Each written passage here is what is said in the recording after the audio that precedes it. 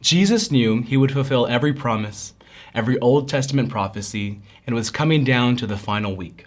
Holy Monday, the second day of what we now call Holy Week, the last Monday leading up to Resurrection Sunday. On this day, Jesus would go up to the temple to pray and minister to the people, but he found something entirely different. Let's take a look at this account from the Gospel of Matthew, chapter 21, verses 12 and 13. Matthew records, "Then Jesus went into the temple of God and drove out all those who bought and sold in the temple, and overturned the tables of the money changers and the seats of those who sold doves. And he said to them, 'It is written, my house shall be called a house of prayer, but you have made it a den of thieves.'" What might this account teach us? A few thoughts come to mind. Number one, Jesus cares about people connecting with God. You see, the money changers and those who sold doves were doing so with the intent to make a profit out of the people's desire to connect with God, thus making it difficult for people to enter into worship of God. By Jesus overturning their tables and driving them out of the temple area, Jesus shows that God cares about having direct relationship with his creation.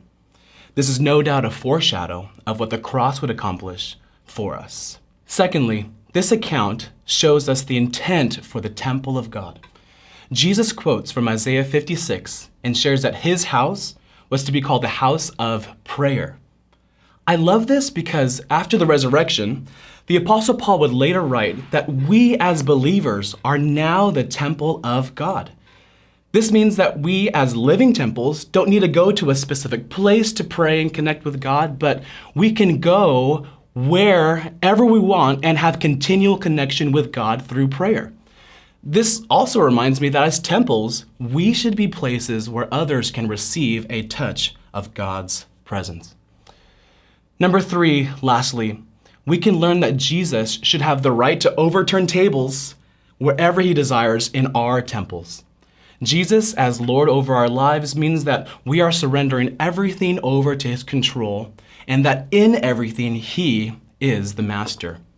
So what might this mean for us today? Number one, we are desired by God to have a relationship with him, and what a beautiful truth that is. And number two, not only are we desired, but because of what Jesus would accomplish on the cross, we have direct access to his presence. And number three, ask yourself this: what tables might the Lord be turning in your life in order to better make your heart his home? Submit to that work, and you'll find that Jesus, as Lord over every part of your heart, is what we were made for. Thank you for listening, and may God bless you today. I hope to see you at our Good Friday and our Resurrection Sunday service.